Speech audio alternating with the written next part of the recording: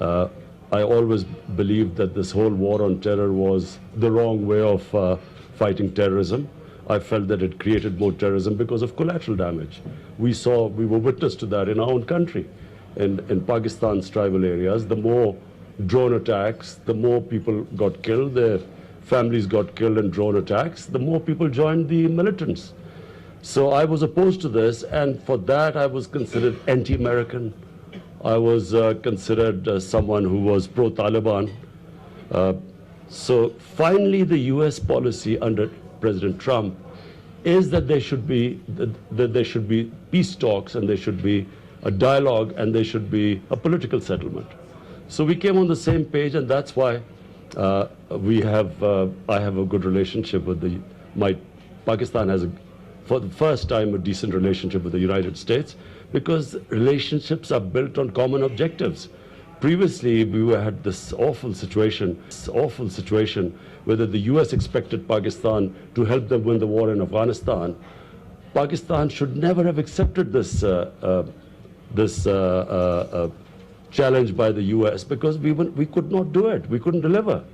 And so our governments made the big mistake of agreeing to the US what they couldn't deliver. As a result, we were reviled. We lost 70,000 people dead in this war on terror. And at the end, we were held responsible for the US not succeeding. Now, objectives were same. Both the United States, Pakistan, Afghanistan want peace. It was just a question of how to get the Taliban talking to the US and then to the Afghan government. So this was the main subject. Others were, of course, we want trade with the US. Pakistan wants help from the US in improving our trading relationship, which was previously just a transactional relationship, Pakistan to help the US in the war on terror, and US gave us aid.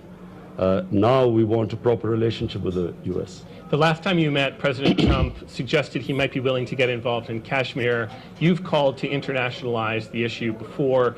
India, of course, has always opposed it. Is there any chance that's going to happen? Let me just say one thing. When my government came into power, I am a firm believer that, military is not a solution to ending conflicts. In fact, you go into a conflict with one objective, and then it spawns various other unintended consequences, and other conflicts come out of it. So from day one, I believed that the only way forward was we have peace, we try to have a peace settlement and help the US peace settlement with Afghanistan, mend our fences with Iran, because there were some border issues we had with them, which we did. And then the next was India. And India, I have to say that I'm probably the one Pakistani who I feel knows India much better than anyone else. I have probably more friendships than anyone else in India. And because of cricket being such a big thing in India and Pakistan, and because of that cricketing background, I felt that I was ideally placed in improving our relationship between the two countries. So immediately I reached out to Prime Minister Narendra Modi, and I was amazed that there was, the reaction was quite weird. Because we thought, we said all our differences, which is mainly Kashmir, we could settle through dialogue. But the subcontinent hosts the greatest number of poor people in the world. And the best way to fight poverty is to have trading relationship between the two countries rather than spending that money on arms. So this is what I spoke to the Indian Prime Minister. But I came across a brick wall. And then really the events that happened, this suicide attack in Pulwama in Indian side of Kashmir happened. Indian soldiers got killed. I immediately told him that if you can give us any actionable intelligence, we will act. But rather than act, they bombed us. So one of the Indian planes came down. We immediately returned the pilot, again saying that, this is two nuclear-armed countries cannot afford a conflict.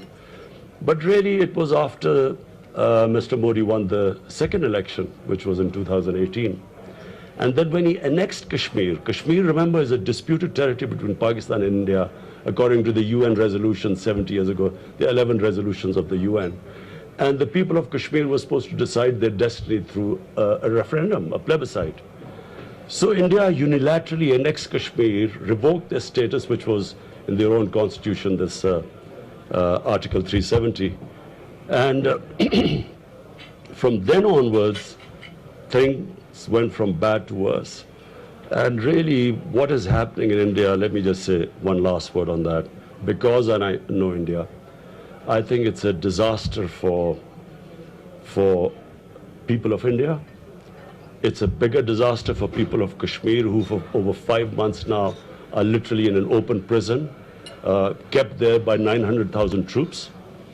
It's a disaster for India because India is a multicultural society. It was the vision of Mahatma Gandhi and their first Prime Minister Jawaharlal Nehru, which was a secular society. And with this philosophy, this ideology of Hindutva, which is the RSS philosophy, which was inspired by the Nazis when it came about in 1925, which believed in the Hindu racial superiority, and also was built on hatred against other races like Muslims, Christians.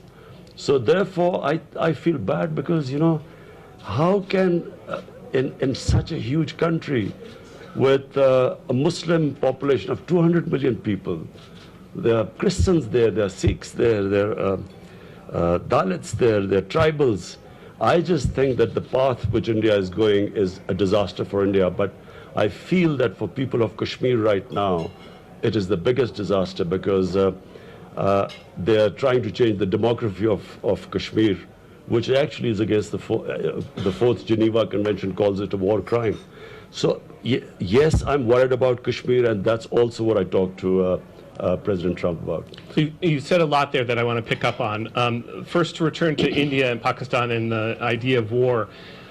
You almost went to war last year. You recently said that Pakistan will find it increasingly difficult to remain inactive along the line of control if India continues its attacks there. So how close to another major conflict are we?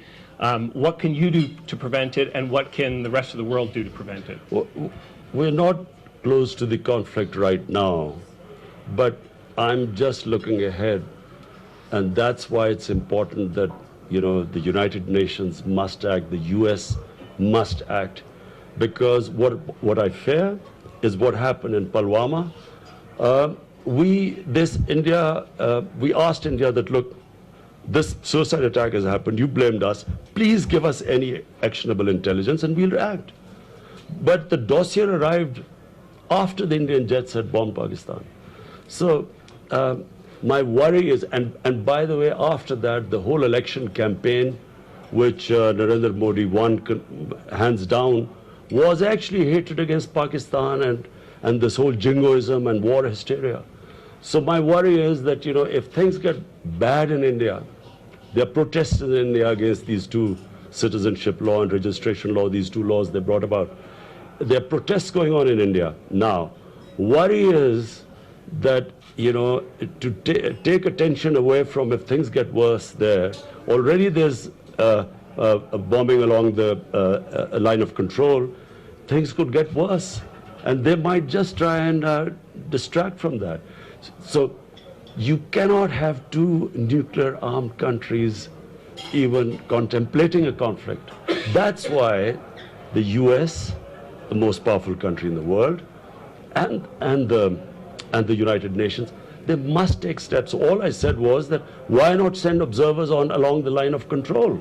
Let the UN observers come and find out. India blames Pakistan, we are blaming India. Why not have observers there? Mm-hmm. Trump, of course, also has a very close relationship now with Prime Minister Modi.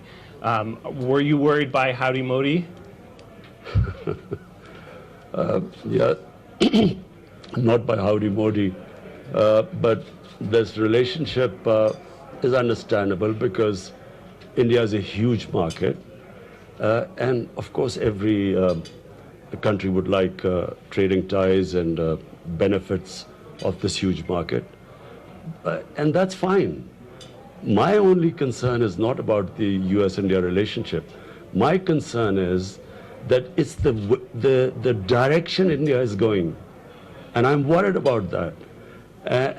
You know, if you've read history and you read what happened in Nazi Germany, the sequence of events, it's striking resemblance. Nazi Germany between 1930 and 1934 went from a liberal democracy to a fascist, totalitarian, racial state.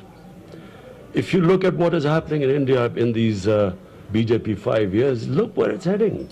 And that's the danger bit. You know, and you're talking about a huge a country of 1.3 billion people and nuclear armed. So this is where the whole idea of United Nations was to prevent some sort of a conflict happening again. And this is a potential flashpoint, and that's why I think that President Trump and the UN should act. So since we're at the World Economic Forum, let me ask a question about the economy.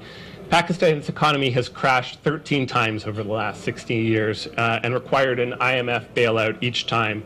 Fitch, the credit rating agency, recently gave Pakistan a B rating, saying its economy is, quote, constrained by structural weaknesses reflected in weak development and social and governance indicators. The WEF's brand new social mobility index ranks Pakistan 79 below Sri Lanka, Bangladesh, and India. Pakistan is among the lowest investment rates in the world, and last year imported twice as much as it exported. You came into office promising a new Pakistan. What kind of reforms are you making to break this cycle and fix the economy? And why should investors have any more confidence this time than in the past? You see, Pakistan in the 60s was one of the fastest growing countries in Asia.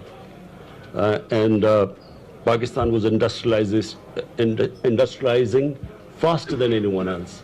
It was a model which was copied by a lot of countries, and Pakistan was ahead of all the countries in the subcontinent. So my contention is that it's not lack of resources that make a country poor. My contention is that it is corruption why countries become poor. And why corruption? Because corruption does, number one, it destroys institutions. You can't make money if I'm the Prime Minister, if I have to make money. I cannot make money unless I destroy the state institutions, which would be a check on me. So all the justice system, the accountability bureau, the tax collection system has to be destroyed for me to make money. And that's what happens. I mean, if you look around in the developing world, the reason, I mean, look at some of the poor countries, they are resources rich, and yet there's massive poverty. So number one, it destroys state institutions, which is the biggest, taking out money is just one issue. But in the process, the destruction of the institutions is really what damages a country. And secondly, it is, because you have to take the money out of the country, because otherwise it will be spotted. So therefore, in taking the money out, it then starts, this money laundering starts putting pressure on the currency. And so when the currency devalues, it leads to inflation, more poverty, and then the money that should be spent on human development, invariably, I can tell you our experience, went into these mega projects for mega kickbacks. So the resources are distorted. So that's what happened to Pakistan. So what are you doing to change that? So mid-80s onwards, that was a watershed. And that's when the two families took over and we sort of started going down. What we have done now is, number one, that we are trying to strengthen the state institutions. We have conducted a big accountability drive which has never happened in Pakistan before. Secondly, we have tightened up our laws on money laundering. But much more importantly, the basic direction of a country. Before then, we used to have these boom and bust because we had growth rate which was artificial because it was through import-led growth. So import-led growth led for a while, and then, of course, we would end up into a crisis situation and then an IMF bailout because we had this huge current account deficit. This time, We have, so since we've been there, we have cut down the current, we inherited the biggest current account deficit. We've cut it down by 70%. We brought down our imports. We have our exports, we had to adjust the currency. So this time, we have, so since we've been there, we have cut down the current, we inherited the biggest current account deficit. We've cut it down by 70%. We brought down our imports.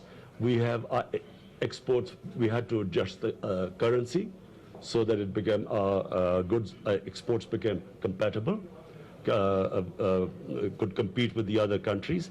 And for the first time, my exports, which were stagnant for 5 years, are now showing signs of improving. And our currency is stable. In fact, it's gained since we took these measures. Stock market, the markets are now, our stock market is the highest in a year. And our investment in just 1 year, year to year, it's gone up 200%. So our direction is right. Obviously, there's a lot of hard work to do, and but I think we are headed in the right direction. And how much can you do in the ways of reform on productivity, corruption, et cetera, when the military still has such vast business interests and is still so powerful? I can say that, you know, this is probably the first government that is totally being supported by our military. There's no issue between the government, civilian government, and the military. And the reason is that I think there is a total trust there, because this is the cleanest government. And the reason why the previous clashes used to take place was that when the civilian government, the leadership started making money, the military had these intelligence agencies which would know what was going on. So therefore, there was always this clash, not because of the military was interfering in the civil administration or in the government, but it was because the civilian, the leadership always wanted to control the military because they were scared, they were vulnerable, because the military always knew the extent of corruption that was being done. We have complete support.